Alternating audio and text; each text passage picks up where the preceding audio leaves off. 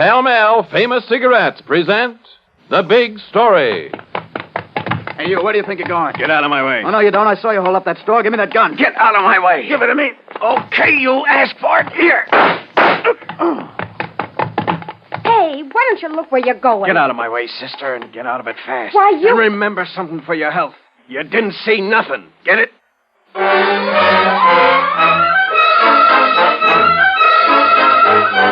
The Big Story. Another in a thrilling series based on true experiences of newspaper reporters. Tonight, to Howard Beaufait of the Cleveland News goes the Pall Mall Award for The Big Story.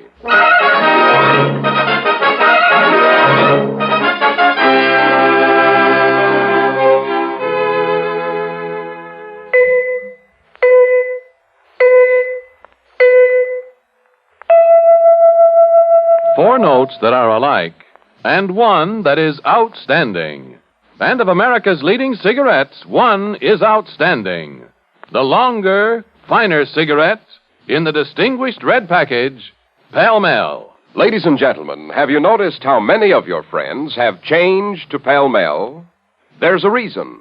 Pall Mall Famous Cigarettes. Good to look at. Good to feel. Good to taste. And good to smoke. Yes, Pall Malls are good to look at, good to feel, good to taste, and good to smoke. For Pall Mall's greater length of traditionally fine, mellow tobaccos filters the smoke of this longer, finer cigarette. Gives you that smoothness, mildness, and satisfaction that no other cigarette offers you.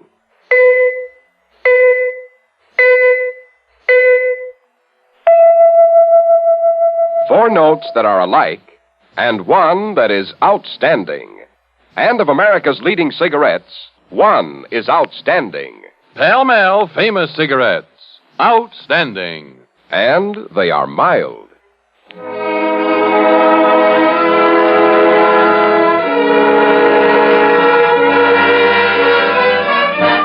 Now the exciting and authentic story of the case of the unfinished love song.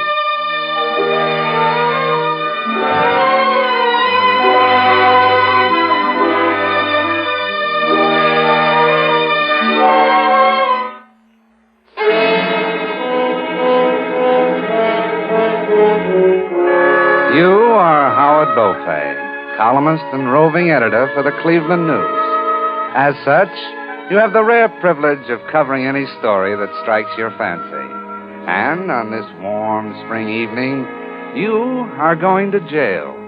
You're going to pay a visit to a murderer.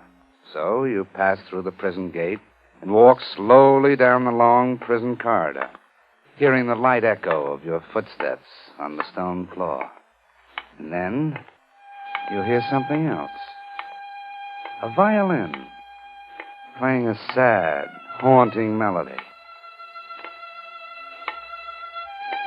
The music swells, and you follow it until you find yourself standing in front of a prison cell, watching a dark-haired man coax music from a battered violin.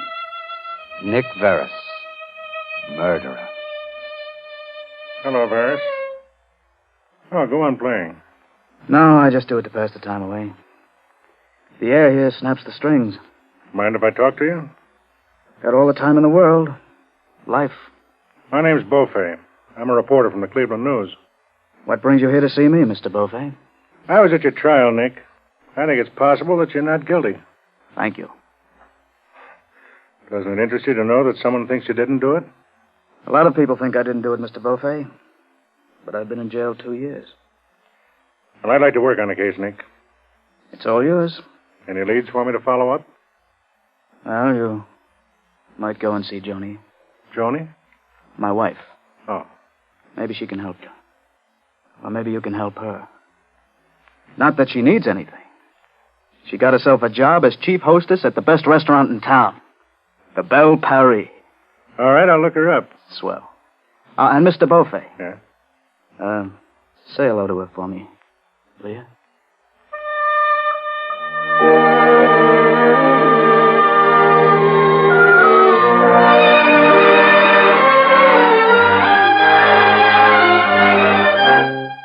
Joan Verris? A hostess here? Oh, no, monsieur. We don't employ any hostesses at La Belle Paris restaurant, monsieur.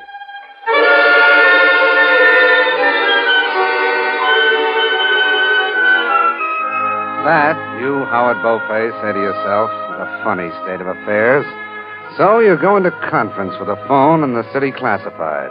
And after an hour or so, you end up in a dingy restaurant on the shabby side of town. An uninspired string trio is sawing away in a corner. So you slump down at a table and wait until a pretty waitress heads your way and asks, May I have your order, sir? Is your name Joan Varys? Yes, but... I'd like to talk to you. Your husband told me to see you. I'm a reporter from the news. But Nicky doesn't know I work here. I told him I had a job at... I know. He sent me there to find you. Well, he'd be upset if he knew I was working in a place like this. I won't tell him, Joan. Thanks. It's not that I mind. It's just that Nicky would. Tell me about him. I wouldn't know what to tell you. Try. Well, the whole thing really started when Nick was in the hospital, recuperating from a pretty serious operation. I went to visit him as soon as he was out of danger. Nick. Hiya, Johnny. How are you? Wonderful, now that you're here. Oh, darling. I've been so worried about you. Don't you know only the good die young? But you're so thin. Well, I need care and love. I think you'd better make it a full-time job. What about the hours and the pay? Incomparable? When will you start? Right now. Oh, Nicky, I never realized how much I loved you until I nearly didn't have you. Oh, darling. Nicky, I brought you your violin. Here it is. Think I still remember how to use it? Why not try? What'll I play, Johnny? Guess.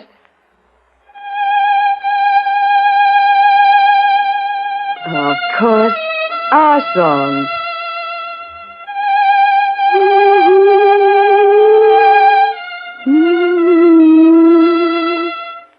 Oh, Nicky.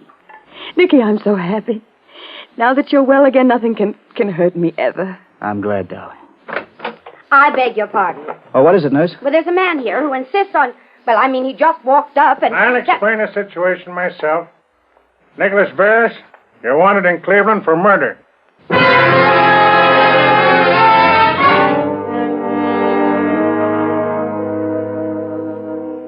It happened so quickly, Mr. Beaufait. 1 minute we were alone. Nick was playing our song to me. And the next thing I knew, He was sentenced to life imprisonment for the 14-year-old murder of a man named Frank Dando. They were supposed to have stopped him as he ran out of a grocery store he was supposed to have robbed. Right? Yes. And Nick wasn't even in Cleveland then. Were you married to him at that time? No. Then how do you know he wasn't in Cleveland? He told me he wasn't. And you just take his word for it? Of course. You love him that much? I know him that well. There's only one thing to do. All the evidence is old stuff, buried for 14 years. We've got to dig it up.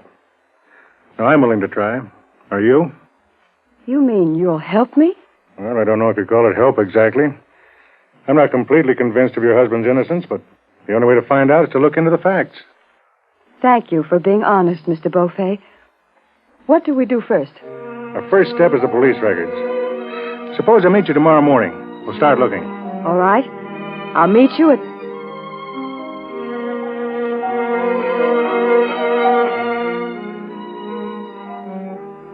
What's the matter? Nothing. It's just that's our song. The tune the orchestra's playing. That's Nicky's and mine. Every time I hear it, Mr. Beaufait, could we start looking tonight? Tonight? Well, look, it's almost 11 o'clock. I know, but... Don't you understand? Yeah, I understand. Come on, get your coat.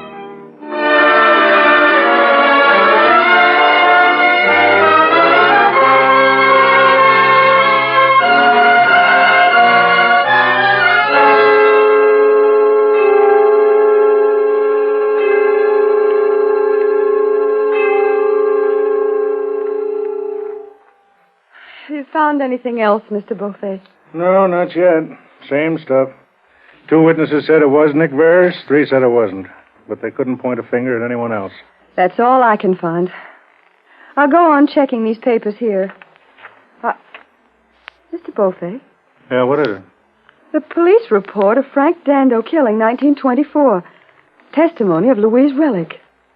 I don't remember that name from the trial. She wasn't called at the trial. But the testimony of this girl is that she was waiting for a streetcar when a man with a gun ran out of the grocery store that was just robbed, and she saw his face clearly. Give me that paper. The gunman was identified as James Horvath, notorious gangster from the Flats area of Cleveland. No, it wasn't Nicky. She said it wasn't Nicky. You go on home, Joan. I'll call you in the morning. Well, what are you going to do? A little investigating on my own. I'd like to check this report and find out why that girl was never called to testify.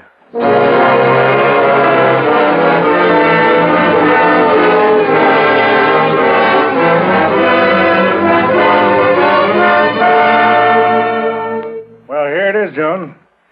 The girl, Louise Relic, was taken before the grand jury in 1924. But she refused to talk any further. Why? She lived in the Flats area where Harvard was boss. She's evidently afraid of him and his gang. The deposition was no billed. What does that mean? Oh, dropped, buried, dead, finished. Oh, well, what about Horvath? Where is he now? He happens to be locked up for murder in the Ohio penitentiary. The Ohio prison? Yeah, and in the same cell block with Nicholas Varys. You know, Joan, I think I ought to pay another visit to that cell block.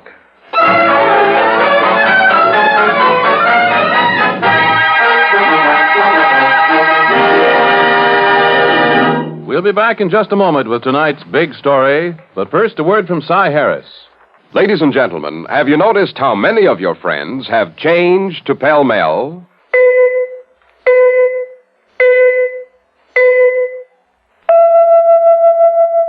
Four notes that are alike, and one that is outstanding. And of America's leading cigarettes, one is outstanding. The longer, finer cigarette in the distinguished red package, Pall-Mall. Good to look at. Good to feel. Good to taste. And good to smoke. Yes, Pall-Malls are good to look at, good to feel, good to taste, and good to smoke. For Pall-Mall's greater length of traditionally fine, mellow tobaccos filters the smoke of this longer, finer cigarette. Gives you that smoothness, mildness, and satisfaction that no other cigarette offers you.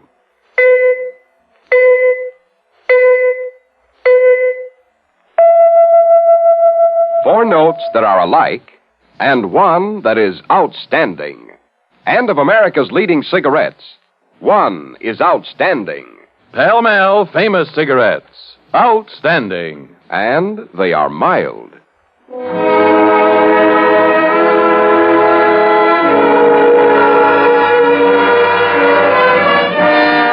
Now we return you to your narrator, Bob Sloan, and tonight's big story. You, Howard Beaufait of the Cleveland News, are once again walking down a corridor of the Ohio State Prison. You've just learned that it's the same prison that houses James Horvath, accused of the murder for which Nick Varys is serving time. And as you walk, you hear faintly the same melody you heard as you walked down the prison corridor once before. Only this time, the music hurts you. It hurts you because you know the story behind that unfinished love song. The story of two unhappy people. You reach the cell. Hello, Nick. Did you see Joan? Yeah? When? Just left her a few hours ago. Probably see her again this afternoon. They only let me see her twice a month.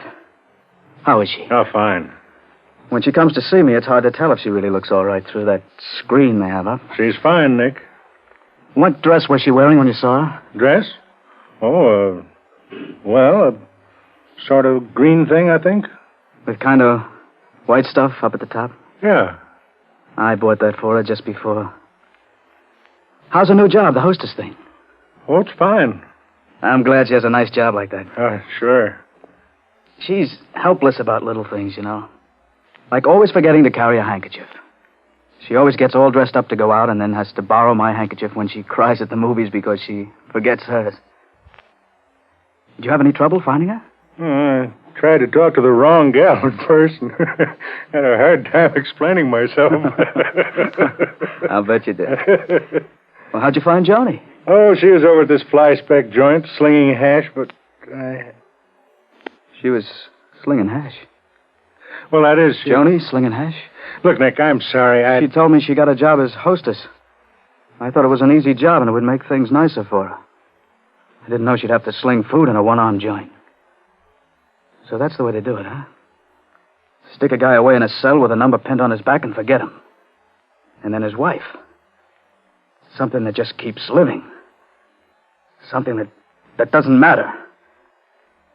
Well, it matters to me. It matters to me more than anything in the world, and they can't do it. If I could break out of this place, I'd murder every one of them with my bare hands. I'd really murder this time.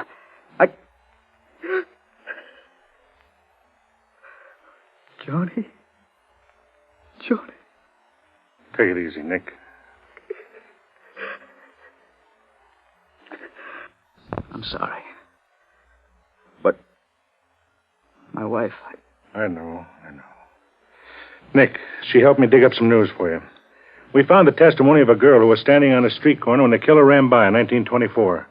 She identified him as James Horvad. Why didn't the girl testify in court? She refused to appear. The record was just forgotten. Horvad must have been the one, then. Can anybody get him to admit it? I don't know. Do you think he's the killer? I don't know, Dink. Maybe they had a hunch about that girl when they offered me that deal. What deal? They told me they'd accept a plea of guilty to a manslaughter charge. What? Sure. That way they said I could serve 8 months and get parole. Why didn't you tell me this in the first place? I figured it was all water over the dam. Now, look, Nick, I'll be frank with you. I've been following up this case because it's good human interest stuff. Up to now, I wasn't convinced that you were innocent, although I had a hunch you might be. But passing up a chance to get off with an 8-month sentence? That rings a bell with me. I'm going to talk to Horvat. Thanks, Mr. Beaufait. Oh, and look. Yeah? When you see Joni, don't tell her I know about her being a waitress in that place. You know how it is. I wouldn't want to upset her.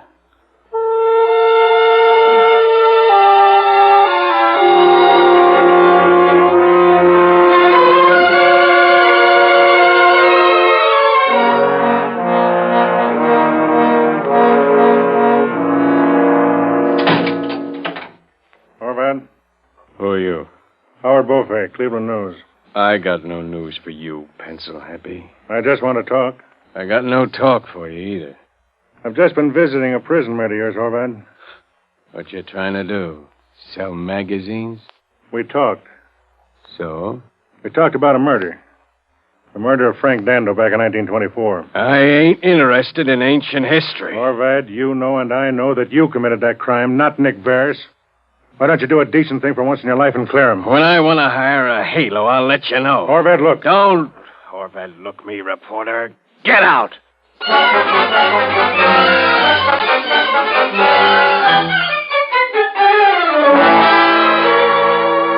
Any luck, Mr. Beaufait?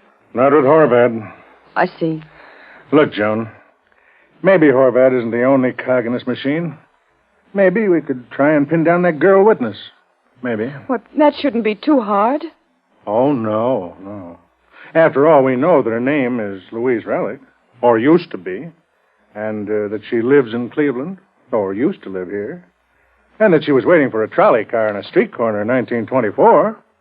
So all we have to do is find her in a city of 1.25 million people, if she's still in Cleveland.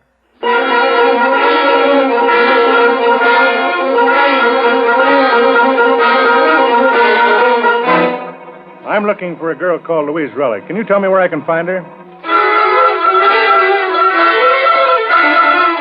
I'm trying to locate a woman named Louise Relic, who probably lived in this neighborhood. Have you any idea where she might be living now? I heard she might be living in this section of town.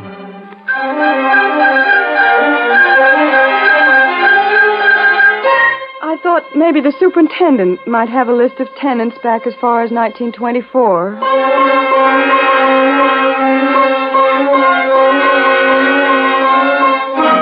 The name's Louise Relic. I hear she used to live in this neighborhood.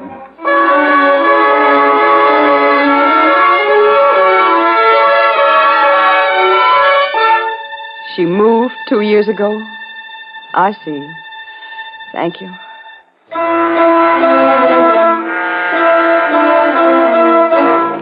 No forwarding address, huh? Thanks anyhow.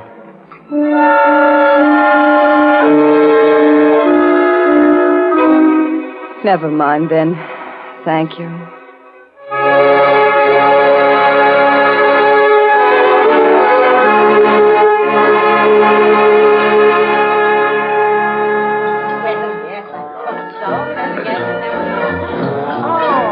Oh, if they'd only turn off that jukebox. Drink your coffee, Joan. Make you feel better. I'm sorry to be such a baby, but it's just that I'm so tired. Do you have a handkerchief? I guess I left mine home. Yeah, sure. Thank you. Here. There, that's better. You didn't find out anything about the relic woman, did you, Mr. Beaufait? No? Gonna keep on plugging? I don't know. I hate to give up, but it seems like such a hopeless thing to keep on tramping the streets, knocking on doors, asking questions and not getting answers. I don't see how.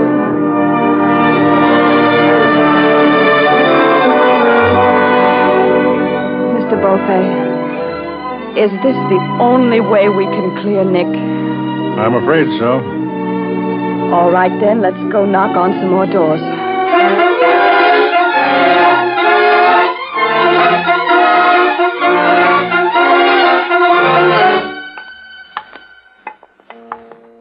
According to the address that woman gave me, it should be this house here. Look, Joan, it's late. Oh, no, let's try this house.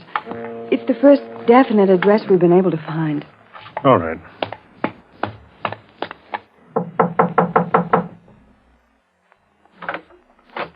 Well, hello.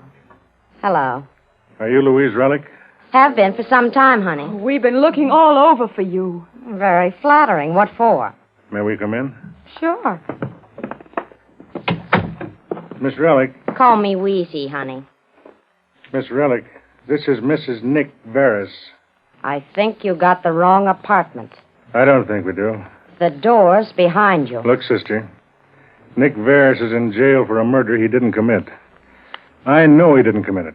And what's more important, you can prove he didn't. Never heard of him. Perhaps you've heard of a man named James Horvath. Nope. Please, Miss Relic. You're the only chance I've got to free my husband. Look, you two. Get out of here and get out fast. But why? Why? Can't you see we've got to get the truth from you? That you're the only one who can help us. She's afraid to tell us what she knows, Joan. Afraid? Sure, I'm afraid. But you do know something if you wanted to talk. Get out of here. Are you afraid of James Horvath? I don't know what you mean. Are you afraid of James Horvath because he's the man you saw shoot Frank Dando back in 1924? I don't know what you mean. Are you afraid he and his gang will get you if you talk? I don't know what you mean. Are you afraid if you exonerate Nick Varys, Horvath and his boys will be laying for you? Is that what you're afraid of, Miss Relic? Is it? Yes. James Horvath's in jail for another murder. He can't hurt you. But he's not the only one. His gang will get me if I talk. No one will ever know you talked except the parole But they'll board. see my name in the newspapers, won't they? Your name won't be printed. Okay. I'll meet you at the parole board office in the morning.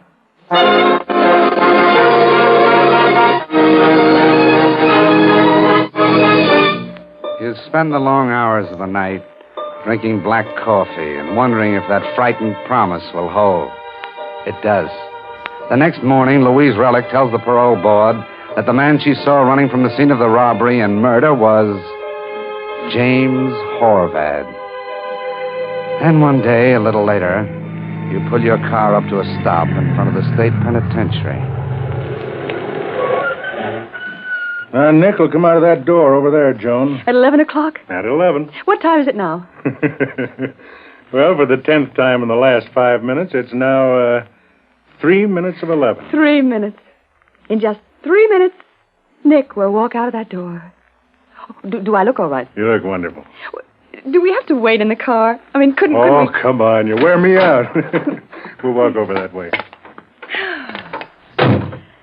Oh, isn't it a perfectly wonderful day? I don't think the sky has ever been so blue, or the sun so bright, or anything so wonderful in all the world. Why, I wonder why. Oh, what time's it now? 45 seconds to 11, precisely. 45 seconds? Why, that's no time at all. Are my stockings seam straight? Absolutely. And I've got a clean handkerchief, too. Nicky gets so mad at me when I forget my hanky. But this time I put one in my...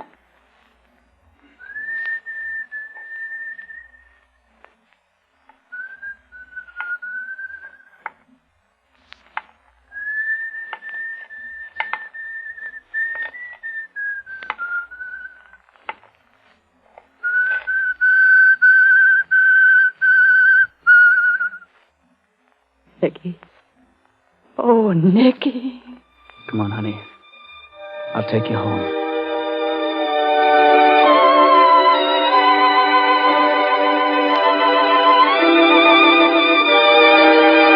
You, Howard Beaufait, had the rare privilege among newspaper men of being able to pick your own assignments. And this time you really picked one. You helped two good people find each other again, and you got your big story. And you'd been around the pencil game long enough to know which was the thing that really counted.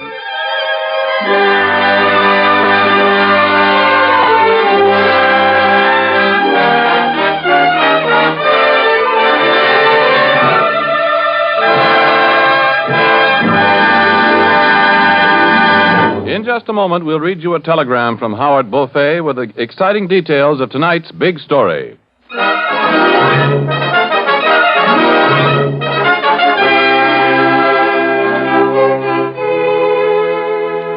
Pall Mall Famous Cigarettes. Good to look at. Good to feel. Good to taste. And good to smoke. Yes, Pall Malls are good to look at, good to feel, good to taste, and good to smoke.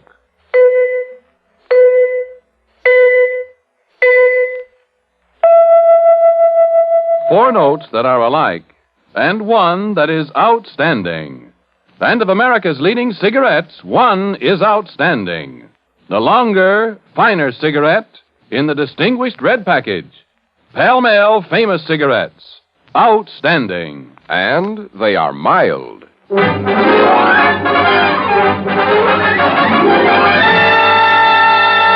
Now we read you that telegram from Howard Beaufait of the Cleveland News.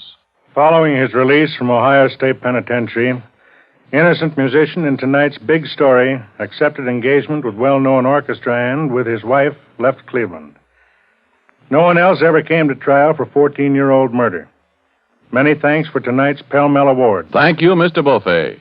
The makers of Pall Mall Famous Cigarettes are proud to have named you the winner of the Pall Mall $500 Award for notable service in the field of journalism. Listen again next week. Same time, same station, when Pall Mall Famous Cigarettes will present another big story. A big story from the pages of the Washington Evening Star. Byline, Jack Allen. A big story about a newspaper reporter and a prize fighter who didn't like newspaper reporters.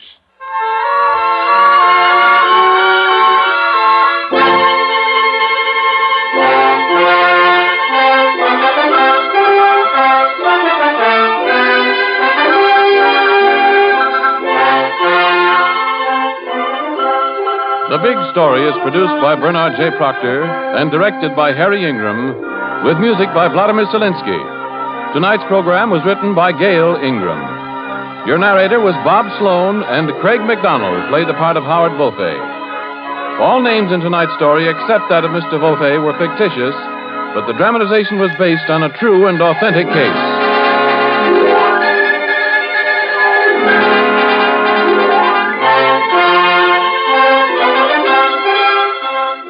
This is Ernest Chappell speaking for the makers of Pall Mall Famous Cigarettes. During the United Church Canvass, November 16th to December 7th, reaffirm your allegiance to the faith that is the foundation of true happiness. Worship regularly, give to your church or synagogue liberally. This is NBC, the national broadcasting company.